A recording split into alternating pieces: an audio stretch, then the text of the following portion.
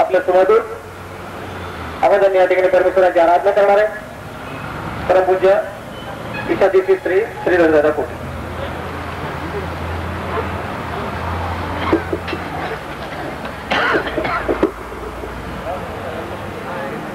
भगवान श्री चक्रधर स्वामी की दोन्ही कर जोडून मी तो, दोन्ही कर जोडून मी तो चक्रधराया मुसा प्रणाम तव पाया, अमुसा प्रणाम तव पाया. सर्व साक्षी सर्वज्ञ प्रभु तू करता विश्वासा, मानव वैसे प्रगट होत से, मानव वैसे प्रगट होत से जीव उद्धराया मुसा प्रणाम तव पाया, अमुसा प्रणाम तव पाया. जयतु मंगला परम मंगला श्री द्रुपद सर्वेशा, जयतु मंगला परम मंगला श्री द्रुपद सर्वेशा. मम जीवन करी शुद्ध स्वामिया, मम जीवन करी शुद्ध स्वामिया. त्या पुल्या ठाया मुसा प्रणाम तव पाया. क्षणोक्षणी दे आठवा पुला अन्न नको काही, क्षणोक्षणी दे आठवा पुला अन्न नको काही. रावळ तुझी आपदी प्रार्थना, रावळ तुझी आपदी प्रार्थना. निरसी मोहमाया अमुसा प्रणाम तव पाया, अमुसा प्रणाम तव पाया. भगवान श्री चक्रधर स्वामी.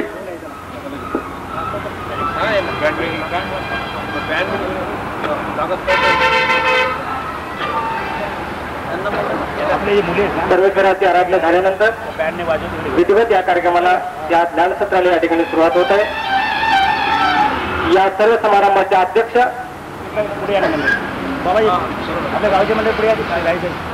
आदरणीय श्रद्धेय प्रातस्मरणीय गुरुवर्य अध्यक्ष अखिल भारतीय मानव परिषद औरंगाबाद येथील मोठे बाबा यांचे या ठिकाणी या कार्यक्रमाचे संयोजक आचार्य प्रवर आदरणीय श्रद्धेय परमपूज्य महंत श्री साखर बाबा संचालक श्रीकृष्ण मंदिर आणि मानव आश्रम धुळे जे आपल्या शुभ हस्ते आजच्या या कार्यक्रमाचे अध्यक्ष पुष्पहाराने स्वागत करीत आहेत. आदरणीय श्रद्धेय श्री साखर बाबा आजच्या कार्यक्रमाच्या अध्यक्ष परमपूज्य प्रातस्मरणीय श्री गुरुजी मोठे बाबांचं या ठिकाणी पुष्पहाराने स्वागत करेल. त्याप्रमाणे ज्यांच्या शुभ हस्ते या ठिकाणी धर्मध्वज फडकवण्यात आला ते पंचम निवासी आदरणीय श्रद्धेय परमपूज्य महंत श्री विद्वान बाबा यांचे इथे पुष्पमाला देऊन स्वागत करीत आहे.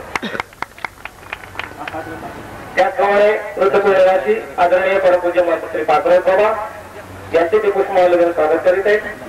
त्याचप्रमाणे आदरणीय श्रद्धेय परमपूज्य महंत श्री राहेरकर बाबा तरडगाव मानवाचे संचालक यांचे ते पुष्पमाला देऊन स्वागत करीत आहेत. यानंतर आदरणीय परमपूज्य महंत श्री आंबेड येथील श्रीकृष्ण मंदिराचे संचालक महंत भोसले बाबा यांचे पुष्पमाला देऊन स्वागत करतील. त्याचप्रमाणे आदरणीय परमपूज्य महंत श्री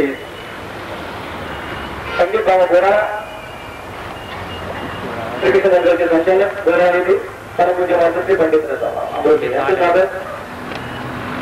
यानंतर परमपूज्य महंत श्री कृष्णराज बाबा चित्रापूर, त्यानंतर आदरणीय परमपूज्य महंत श्री देवराज बाबा, आदरणीय परमपूज्य महंत श्री महंत श्री शेलारकर बाबा परभणी, त्यानंतर आदरणीय परमपूज्य महंत गुरुवर्य श्री भूषण बाबा रुद्रपूर यांचं पुष्पमाला स्वागत करते. त्यानंतर आदरणीय परमपूज्य महंत श्री दयानंद बाबा पोहाडी, आदरणीय परमपूज्य महंत श्री हर्षिकर बाबा वाकी,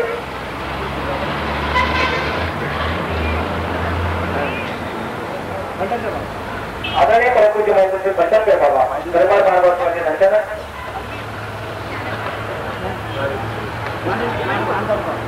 परमपूज्य महंत श्री डांगावकर बाबा यांचं पुष्पवंदन स्वागत करते.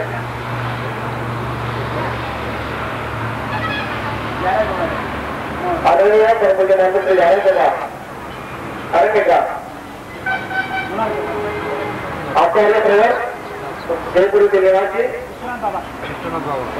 परमपूज्य महंत श्री विश्वनाथ बाबा कपाटे नागपूर यांचे पुष्पवंदन स्वागत होत आहे. आदरणीय परमपूज्य महंत मशहूर व्याख्याते आणि कीर्तनकार त्यांची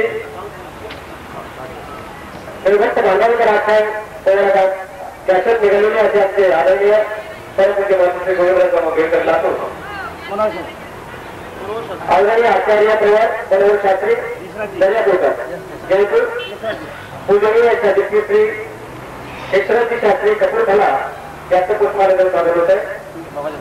आदरणीय परमपूज्य महंत कल्याणकर बाबा जावेकर यांचे या ठिकाणी पुष्पवंदन स्वागत होत आहे. इथं देखील पूजनीय ज्येष्ठ गुरुबंधू संतमुनी शास्त्री डोमेगाव यांचे या ठिकाणी स्वागत होत आहे. पूजनीय तपोनिधी आचार्यजी औरंगाबाद यांचे पुष्पवंदन या ठिकाणी स्वागत होत आहे. अकरावे सार्थक यांच्या शुभाचे पूजनीय व्याख्यानकार लेखक पूजनीय श्री विजयराज नांदेडकर लिंबगाव यांचे या ठिकाणी पुष्पवंदन स्वागत होते. पूजनीय श्री विजयराज नांदेडकर आपण व्याख्यान त्याचप्रमाणे पूजनीय तपोनिधी बाई कपाटे मार्गदर्शन संचालिका तरळगाव यांचे या ठिकाणी पुष्पवंदन देऊन धुळे आश्रम यांच्या वतीने स्वागत होत आहे. अक्काबाई साळकर आतेबाईचं स्वागत करीत आहे. अक्काबाई साळकर जाळीचं द्या त्याचप्रमाणे पूजनीय तपोनिधी माईचं स्वागत या ठिकाणी अक्काबाई साळकर करीत आहे. त्यानंतर परमेश्वर दत्तावळे पंथातील एक साहित्यिक डॉक्टर अण्णासाहेब आडसो त्याचप्रमाणे डॉक्टर गेडाम पूर्वी गेडाम नागपूर यांच्या ठिकाणी पुष्पाला देऊन स्वागत करत आहे. आचार्य प्रभू साळकर बाबा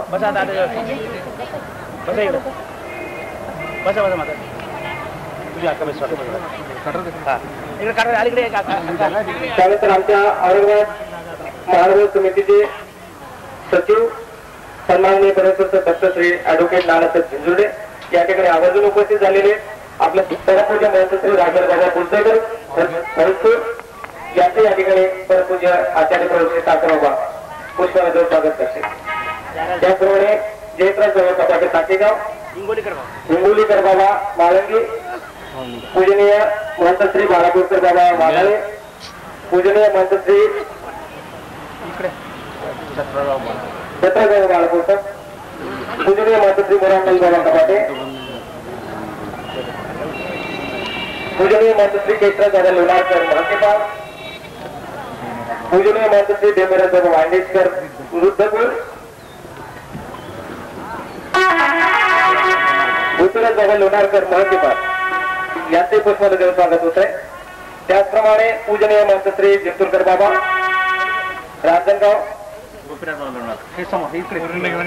पूजनीय यशादेशी श्री श्रीधरदादा कोठी पूजनीय यशादेशी श्री किशनराजदादा टेंभुरकर पूजनीय यशादेशी श्री गोपालमुनी जामोदेकर परमपूज्य महंत श्री कक्षेकर बाबा परमपूज्य महंत श्री भाविकराज बाबा गदाना परमपूज्य महंत श्री रामचंद्र बाबा बेडकर लातूर परमपूज्य महंत श्री मोराजमल बाबा शिवलेकर जाणीचदेव परमपूज्य महंत श्री खरामकर बाबा लोणी परमपूज्य महंत श्री रामचंद्र बाबा बेडकर लातूर पूजनीय ईशादेशी श्री विजयराज पेनूरकर लोढरा पूजनीय ईशादेशी श्री रमेश दादा उदरभरे परमपूज्य महंत श्री देवीराज बाबा जाळीचा देव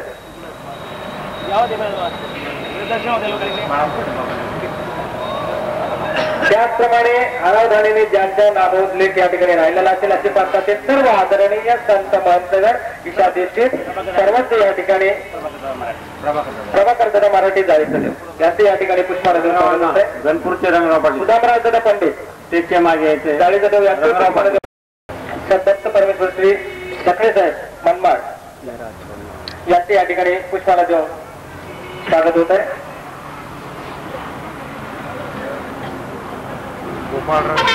रंगराव पाटील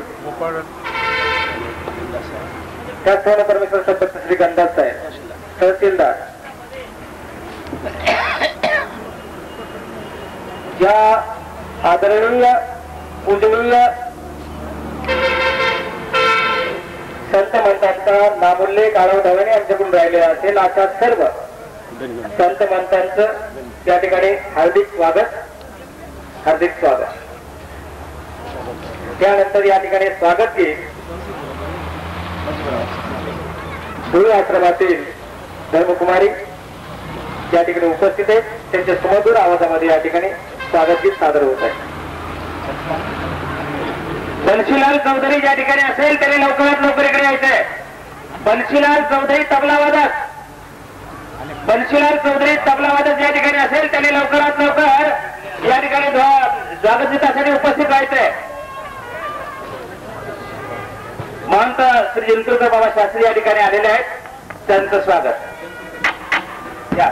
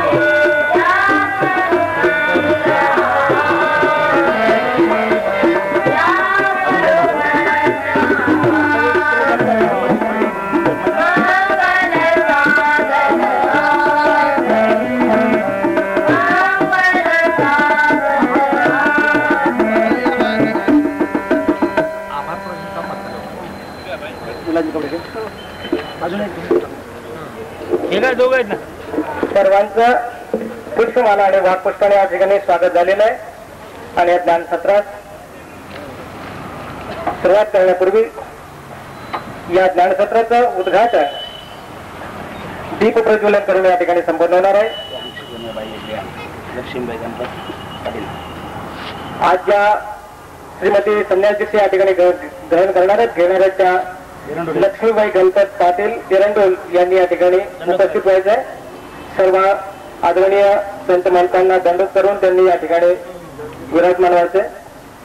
श्रीमती लक्ष्मीबाई गणपत पाटील एरंडोल या ठिकाणी दीप प्रज्वलन परमपूज्य आदरणीय महंत श्री पात्राव बाबा रुद्रपूर यांच्या शुभ हस्ते दीप प्रज्वलनाचा कार्यक्रम या ठिकाणी संपन्न होणार आहे.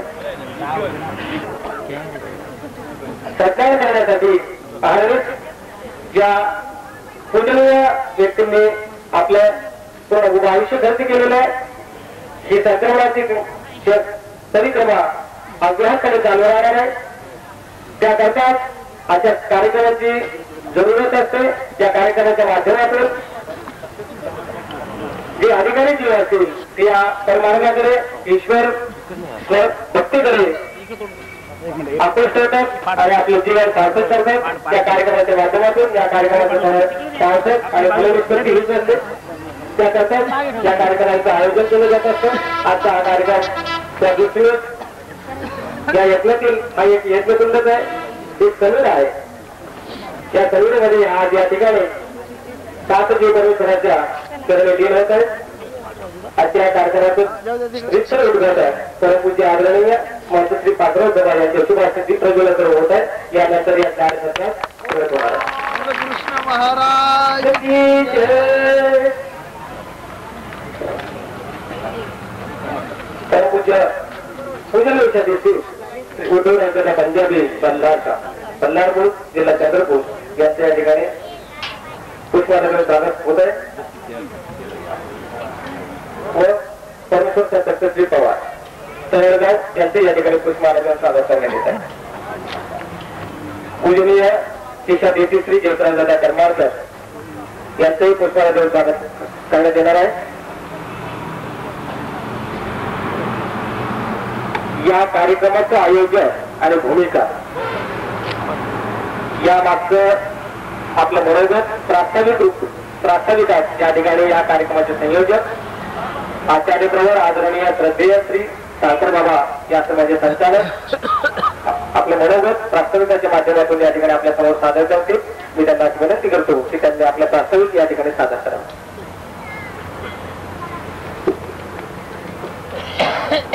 उद्धरतुं भवसागरे निपतितान् जीवान् सदा दुःखितान् दश्रेयो प्रतिमां कृपा परवश चैतन्यमूर्तिं पराम् कैवल्याध्वनिनाथ देव प्रवरपान्धकृतो येन स देवश्चक्रधरो शरण्य शरणो नान्तो निसंपातु मां श्री गोपाल कृष्ण महाराज की जय. आपण सर्वांनी एकदा परमेश्वराच्या नावाचा जयकारा करायचा आहे. गोपाल कृष्ण श्री दत्तात्रेय महाराज की, श्री चक्रपाणी महाराज की. आदरणीय श्री कर्मारकर दादांचं स्वागत या ठिकाणी आहे. या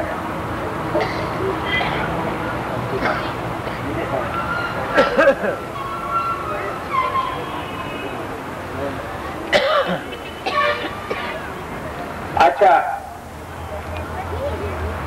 पवित्र सोहळ्याला या ठिकाणी शुभारंभ झालेला आहे. परमपूज्य परम आदरणीय अखिल भारतीय मानव परिषदेचे अध्यक्ष आम्हा सर्वांचे प्रेरणास्थान आचार्य प्रवर श्री नागराज बाबाजी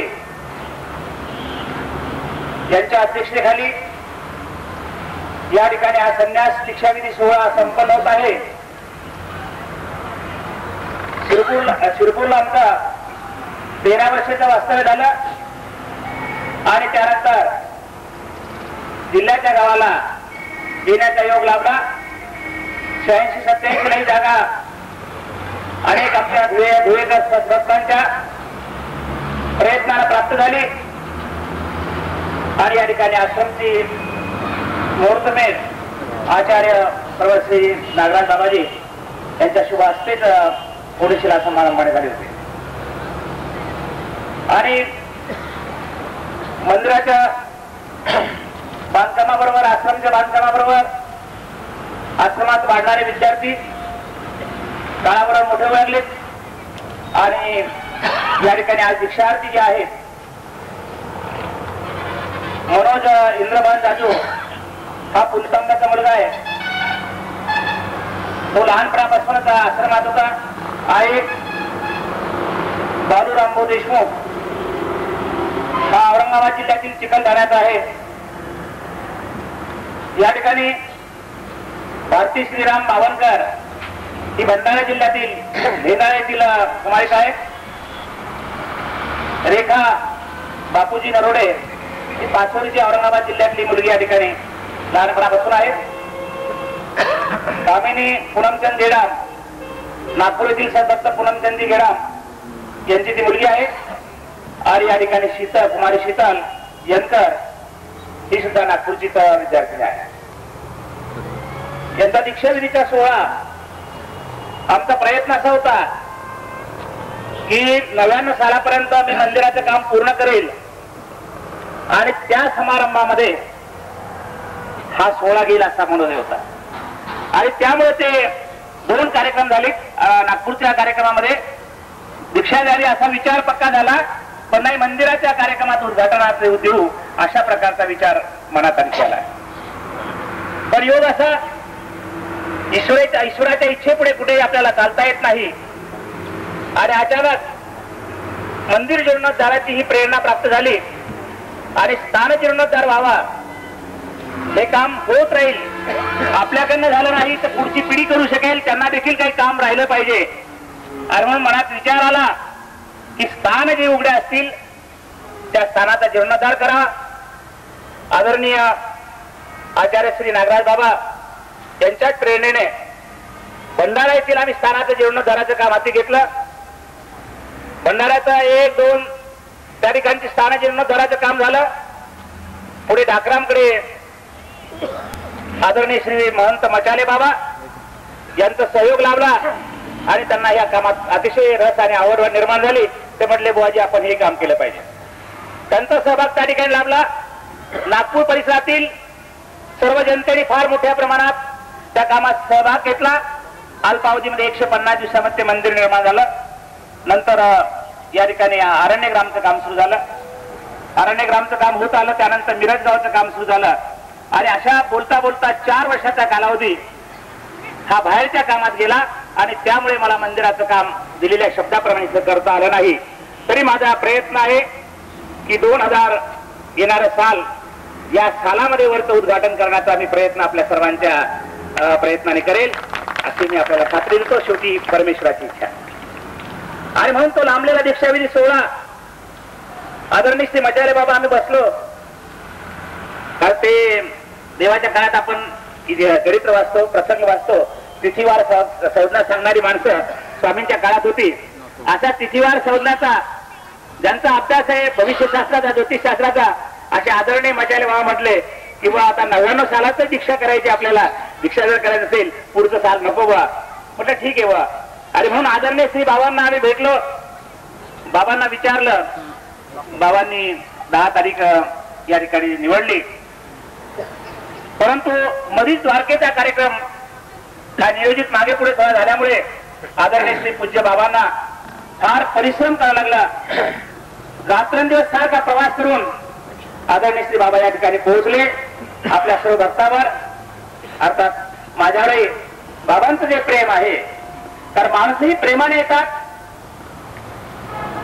आणि म्हणून सर्व आलेली थोर संत महंत मंडळी, आदरणीय श्री विद्वान बाबा, आदरणीय गोपीराज बाबा, आदरणीय पंडित बाबा, राहेरकर बाबा, कृष्णराज बाबा, नांदेडकर बाबा, जयमेराज बाबा, भोजने बाबा, पलटणकर बाबा आणि सर्व मंडळी, या सर्व सत्पुरुषांचा माझं प्रत्यक्ष भेटीचा सुद्धा योग आला नाही, फक्त निरोप दिला आणि म्हणून हे सगळी प्रेमाने या ठिकाणी आली आहे. अशा या दीक्षाविधी सोहळ्याचा जास्त वेळ न घेता अल्पसे प्रास्ताविक या ठिकाणी संपवतो. आदरणीय आपण सर्वच थोडं सत्पुरुष या ठिकाणी आलात. आदरणीय श्री पुजदे राजर बाबा पुजदेकर हे तर पहिल्यापासून आमच्या प्रत्येक कामामध्ये पुढं लोटणारे आहेत. अजून आम्हाला आजपर्यंत ज्यांनी लोटलं असे आमचे आदरणीय श्री राजर बाबा पुजदेकर यांचा फार मोठा वाटा आहे. अजून अशा आजच्या सोहळ्याला आपण सर्व नागपूर परिसरातनं, चंद्रपूर भागातनं, भंडारा जिल्ह्यातनं, मुंबईतनं, पुण्यावरनं आणि सर्व महाराष्ट्राच्या सोलापूर पासून सगळ्या भागातनं आपण सर्व सदस्य आदरणीय संत महंत आपण सर्व थोडंच आहात. म्हणून कुणाचं नाव पुढे आणि कुणाचं नाव मागे न घेता सर्वांचंच नाव घेऊन मी या ठिकाणी माझं प्रास्ताविक संपवतो. आपण या ठिकाणी आलात, आपलं ऋण हे सदैव असंच असो, कारण त्या ऋणात राहिल्याशिवाय काम पुढे होणार नाही. म्हणून या ठिकाणी आदरणीय श्रीमंत मचारे बाबांचं स्वागत आम्ही करतो आहोत. कारण मचारे बाबाच कार्याचे संयोजक आहे, पण तरी एक आजच्या औपचारिकता म्हणून त्यांचं प्रेमाचं प्रतीक म्हणून त्यांना पुष्पमाला समर्पण करतो.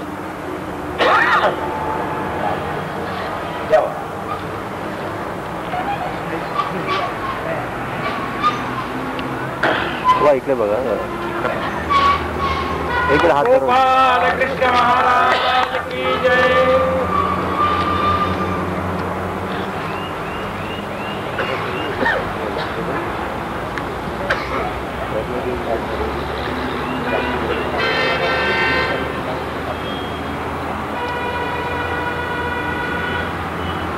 संपल्यानंतर या ठिकाणी सत्र सुरुवात करीत आहोत. ज्योच्या शुभास्ते धर्मध्वजारोहण झालेले आहे. अशा आदरणीय श्रद्धेय परमपूज्य परमहंत श्री विद्वान बाबा म्हणतात की आपलं मनोगत या ठिकाणी व्यक्त करतील अशी त्यांना विनंती करतो. आदरणीय श्रद्धेय परमपूज्य महंत श्री विद्वान बाबा या ठिकाणी परमपूज्य आदरणीय श्रद्धेय श्री अंजनगावकर बाबा खोपडे यांचं शुभागमन झालेलं आहे. त्यांनी व्यासमंचावर विरोध सांगायचे. परमपूज्य आदरणीय श्री अंजनगावकर बाबा या ठिकाणी ज्ञान सत्रात सुरुवात होत आहे. आपलं मनोगत या ठिकाणी व्यक्त करतील आदरणीय श्रद्धेय श्री विद्वान बाबा म्हणतात.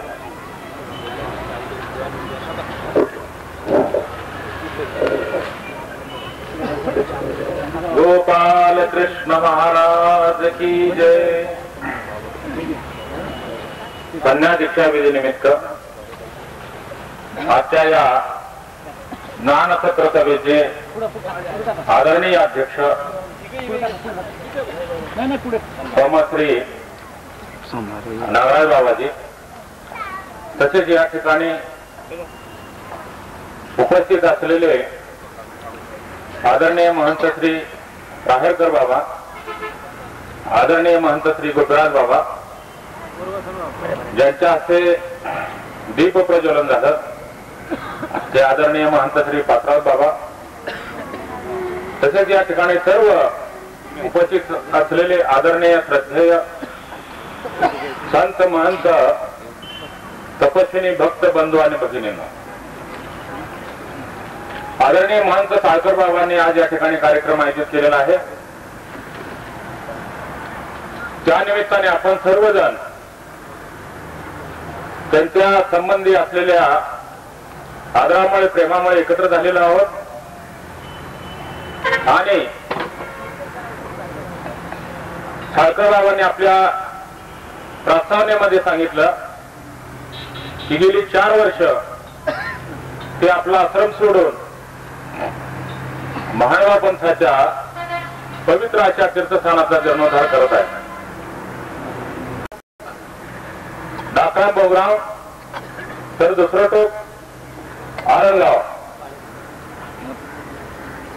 महाराष्ट्रात संपूर्ण महाराष्ट्र परिभ्रमण करून ज्या ठिकाणी अत्यंत आवश्यकता आहे अशा तीर्थांचे जीर्णोद्धाराचे काम बाबा करतात. आणि या कामाबद्दल त्यांच्या ठिकाणी असलेला आदरभाव व्यक्त करण्याचे हेच एक ठिकाण आहे. या दृष्टीने या कार्यक्रमाला आलो. बंधनो, महानुभाव पंथाचा ध्वज आटकेपार या मराठी भाषेचा, धर्म भाषेचा ध्वज काबूल कंधार पर्यंत या महानुभावाने पोचवलेला आहे. आजची अशी परिस्थिती आहे. आज हे विज्ञान युग आहे आणि या विज्ञान युगामध्ये अनेक मतमतांतरे निर्माण झालेले आहे. मानवता धर्मापेक्षा फालतूक धर्माभिमान निर्माण झालेले आहेत आणि अशा वेळी काही धर्मगुरूंचे खून सुद्धा होऊ लागलेले आहेत. खूप या भारतात आले, निदर्शने झाले. म्हणजे आज धर्माचा प्रचार मानवतेच्या दृष्टिकोनातून करण्यापेक्षा भावनेच्या आहारी जाऊन होत आहे आणि त्यामुळे धर्मध्वज किंवा आपला धर्म प्रचार करणं अत्यंत अवघड झालेलं आहे. तरी सुद्धा आम्हाला आमचा ध्वज पूर्वजांनी आमच्या जिथपर्यंत पोहोचवलेला आहे त्याच्या पुढे जरी आम्ही नेऊ शकलो नाही तरी जोपर्यंत पोहोचला आहे तिथपर्यंत ध्वज आम्ही टिकवला तरी आम्ही आमच्या जीवनात फार मोठं कार्य केलं असं आम्हाला महानुभाव पंथांना अभिमानाने म्हणा वाटतं. कारण आमचा हा महानुभाव धर्म कुठल्याही आर्थिक ताकदीवरती, कुठल्याही राजकीय ताकदीवरती किंवा कुठल्याही तलवारीच्या ताकदीवरती नसून एक मानवतेची आणि हृदय परिवर्तनाच्या ताकदीवरती आम्ही आमचा धर्म आजपर्यंत वेगवेगळ्या कालावधीमध्ये, मुसलमानांचा काळ असो, पेशवाचा काळ असो, कुठलाही काळ असो, कुठल्याही काळाच्या बंधनात न अडकता आम्ही आमचा धर्मध्वज धर्म 11व्या शतकापासून ते आजपर्यंत तेवढ जागृत ठेवलेला आहे आणि भावी काळात आम्ही जागृत ठेवणार आहोत. आपण जर विचार केला तर आपण जर इतिहास पाहिला, हर्षाचा इतिहास पाहिला, अशोक सम्राटाचा इतिहास पाहिला तर ज्या ज्या धर्मांना राजाश्रय मिळाला ते धर्म काळाच्या ओघात नष्ट झाले. जो धर्म राजाश्रयापासून दूर राहतो आणि आत्मपरिवर्तन करतो, बुद्धीचं परिवर्तन करतो, तो धर्म टिकतो. आणि त्याचं उदाहरण म्हणजे आमचा महानुभाव पंथ. काय कुठलाही धर्म असतो तो संतांच्या जीवावर असतो आणि जोपर्यंत संत राजकारणापासून दूर राहून आपल्या धर्माचं काम करतात तोपर्यंत त्या धर्माला दिशा असते. त्या धर्माची दशा कधी होऊ शकत नाही. आणि त्या दृष्टीने कुठल्याही धर्माची जर आपण शंका पाहिली, काही दिवसापूर्वी मला देऊळ माळवाडीत जाण्याचा योग आला. तिथे असे 4-2 घर आपले उद्देश आहेत. देऊला तुकारामांचं तिथं फार मोठं अस्तित्व आहे. आणि तेथील एका सदग्रस्तांनी मला प्रश्न विचारला, का हो बाबा तुम्ही आमच्या गावात आलात आणि आमचे 400 घर, त्यात तुमचे 4 घर हे काळाच्या ओघात टिकतील का? आमच्या 400 घरामध्ये तुमची 4 घरं दाबून जाणार का? असा त्याने मला प्रश्न केला. म्हटलं घरं टिकणं हे संख्येवर अवलंबून नसून ह्या हृदयाच्या आपल्या भावनेच्या किंवा परिवर्तनावरती अवलंबून असतं. आणि ज्या धर्मात जास्त संत असतील, तू जर विचार केला तर 4 घरासाठी आमचे 4 संत रोज या ठिकाणी येतात. आणि वारकरी असो किंवा कुठलाही धर्म असो, त्यामध्ये हिंदुस्थानमध्ये जर संख्या जर मोजली संतांची तर मला वाटतं महानुभावांची संख्या जास्त आहे. ती त्या ग्रस्तांनी मान्य केली. वारकरी संतांची संख्या किती आहे? आणि मग आमचा जो संबंध आहे प्रत्येक घराशी, प्रत्येक संत, मी जरी दिल्लीत पोहोचत नसलो तर तिथे आमचे संत आहेत, मी रिद्धपूरला जात नसलो तिथे आमचे संत आहेत. म्हणजे घराघरातून आमचे संत पोहोचतात आणि जे परिवर्तन झालेलं आहे ते जागृत ठेवतात. त्यामुळे आमची 4 घरं कधी नष्ट होणार नाही. नंतर तो ग्रस्त म्हणला, आम्हाला ही भीती वाटते. म्हटलं तुम्ही कुठल्या धर्माचे? म्हणले मी जैन आहे. म्हणजे म्हणलं तुमची भीती तुम्ही आमच्यावर लागता का? कारण आम्ही संत आणि संतांमुळे धर्म जागृत होता. तिच्या कालाचा इतिहास जर पाहिला तर कुठल्याही संशोधकामुळे किंवा कुठल्याही मतपरिवर्तनामुळे धर्माची हानी झालेली नाही, तर त्या धर्मातल्या संतांच्या रासामुळे ते धर्म नष्ट झालेले आहे. बरेच वेळ आपण आपल्या वेगळ्या अनेक कल्पना निर्माण करतो. अमुक पद्धतीनं चरित्र असेल तर धर्माला गती येईल, अमुक पद्धतीनं. आता तो विषय वेगळा आहे. तर असं जे मतपरिवर्तन किंवा धर्मप्रचार हा कोण्याही संशोधकामुळे पुढे जात नसतो, मागे नसतो, तर आपल्या संतांच्या आचारामुळे, संतांच्या विचारामुळे, संतांच्या कर्तृत्वामुळे त्या धर्माला गती असते. केवळ प्रकाशन आणून प्रकाशन करून किंवा अमुकच केल्यानं धर्म पुढे जायला, अमुकच गायला पुढे जायला, असे जे आपले काय विचार असतात ते आपला मनाचा दुर्बलपणा व्यक्त करतात. आणि अशी दुर्बलपणा न येता आपला जो आचाराचा भारदस्तपणा आहे, आपल्या विचाराचं जे पारंपरिक संस्कृती आहे माईमठ्ठापासून, ते आपण अवश्य ध्यानात घेतली पाहिजे. माझे काय विचार आहेत, साळकर बाबा नेहमी हाच विषय घेतात आणि म्हणून मला याचा विषय घ्या वाटतो. आणि जे संस्कृतचे अभ्यास मंडळी असेल ती माझ्या विचाराला निश्चितपणे सहमत होते. माईमठ्ठाने लीळाचरित्र लिहिलं, परंतु लिहित असताना ते संस्कृत इतके प्रकांड पंडित होते की त्यांनी आपली बुद्धी, आपलं कौशल्य असं त्या ठिकाणी वापरलेलं आहे लीळाचरित्र ग्रंथ निर्माण करताना, की महाभारताच्या रामायणाचा तोडीचा ग्रंथ झाला पाहिजे. बंधूंनो, आपण लक्षात घ्या, रामायणावरचे अनेक ग्रंथ झालेत, महाभारतावरचे अनेक ग्रंथ झालेत आणि त्याच प्रमाणात त्यानंतर मराठी भाषेमध्ये लीळाचरित्रावरती सर्वात जास्त ग्रंथ निर्माण झाले. आता प्रश्न आला कर्तृत्वाचा. संस्कृत वाङ्मयात जर आपण फिरलात किंवा देशाची घटना किंवा देशात जर कुठलंही नियमावली काढायची असेल तर त्या ठिकाणी मंडळ असतं.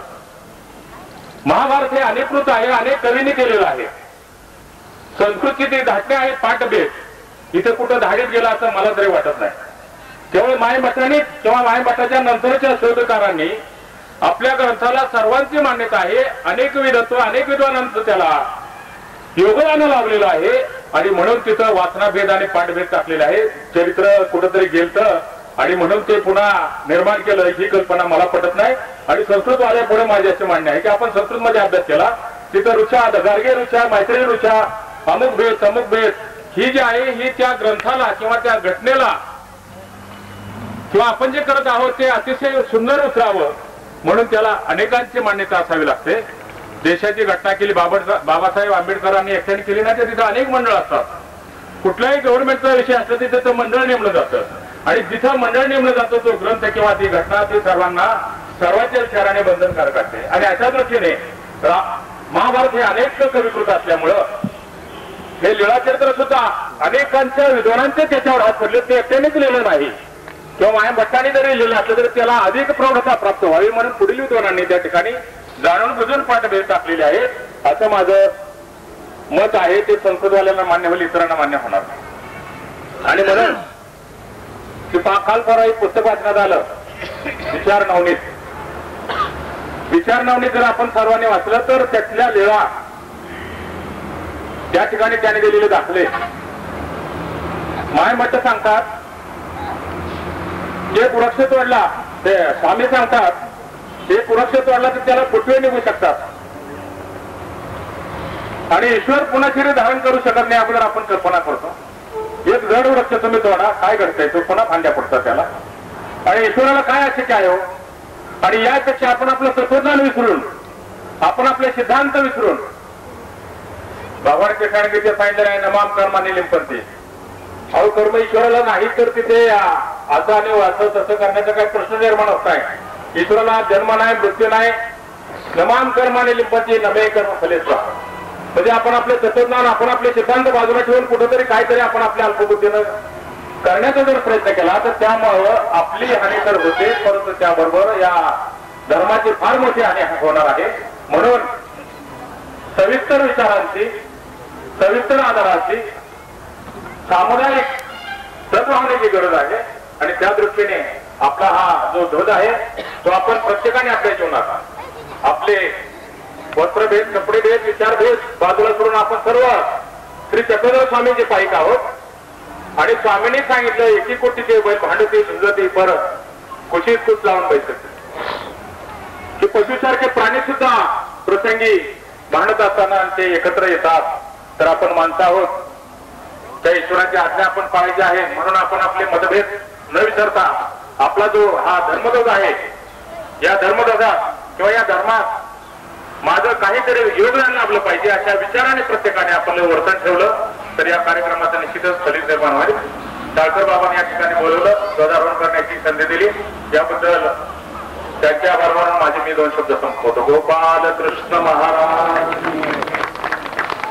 सर्वांना संघटित होण्याचा सल्ला दिलेला आहे आणि यातच आपल्या सर्वांचं हित आणि कल्याण होणार आहे.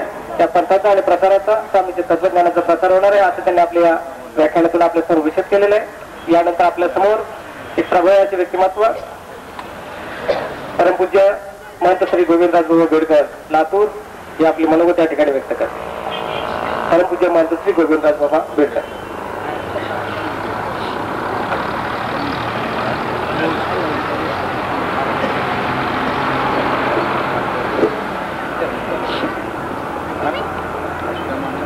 आजच्या सभेचे अध्यक्ष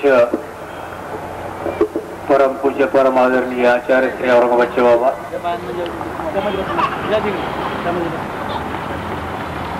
परमपूज्य परम आदरणीय आचार्य श्री विद्वांस बाबा, व्यासपीठावर विराजमान सर्व संत महंत आचार्य, तपस्विनी बंधू,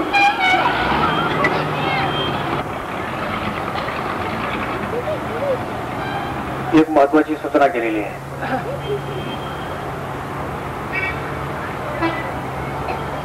माईन दत्तांची लीळा चरित्राची पोथी धाडीत गेली, पोथी धाडीत गेली, लीळा चरित्र धाडीत नाही गेलं. हे बरोबर आहे. पुस्तक केलं असेल फक्त लीळा संपलेलं नाही, त्या ते चरित्र होतं. पुस्तक केलं असेल चरित्र होतं.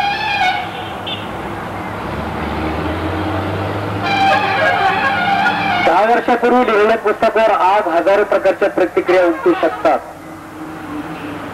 800 वर्षापूर्वी लिहिलेल्या पुस्तकावर किंवा त्या लिहिल्यावरती अनेक आपापले मतमतांतर होऊ शकतात. हा चिंतनाचा विचाराचा विषय आहे. आजचा प्रसंग आहे संन्यास दीक्षाविधी.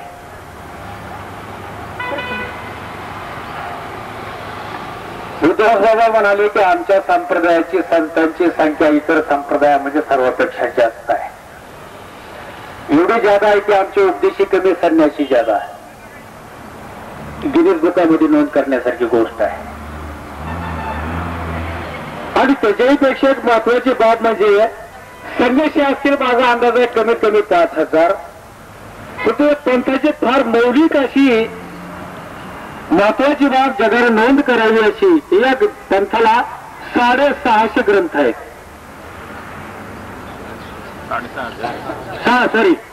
6500 ग्रंथ आहेत.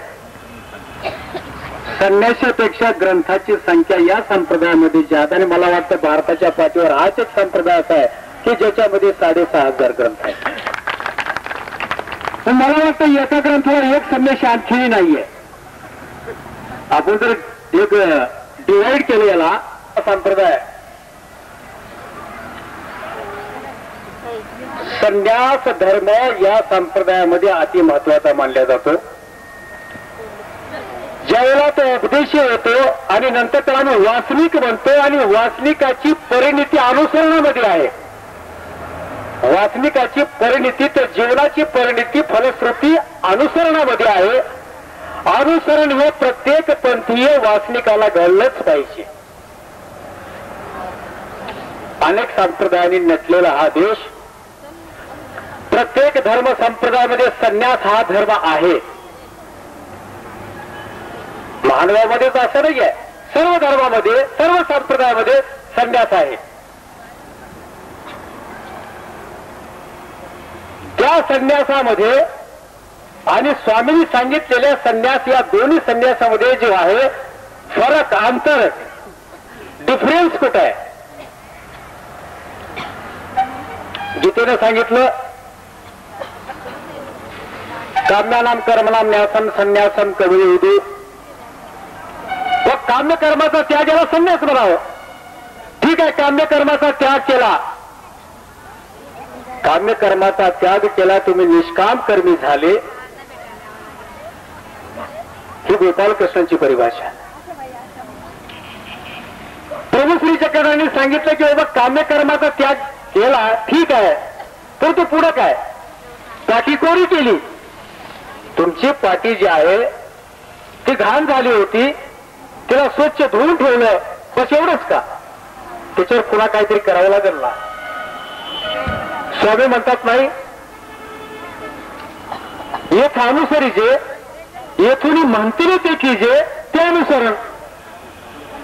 केवळ काम्यकर्माचा त्याग केल्यावर तुम्ही स्वस्थ बसले, काम्यकर्माचा त्याग केल्यावर स्वस्थ बसले, फळ काय मिळणार, काय वाटचाल, काय आचरण, काय साधना, काय विधी, काय नियम, काय. सर्व म्हणतात येथून म्हणतील ते कीजे. दीक्षा म्हणजे संकल्प आहे, दीक्षा म्हणजे प्रतिज्ञा आहे, दीक्षा म्हणजे पण आहे, दीक्षा म्हणजे प्रॉमिस आहे. आज हे दीक्षार्थी संन्यासी जीवनामध्ये पदार्पण करत आहेत. हा संकल्प की स्वामी तुम्ही सांगितलेल्या शब्दाप्रमाणे आम्ही उर्वरित जीवन जगू.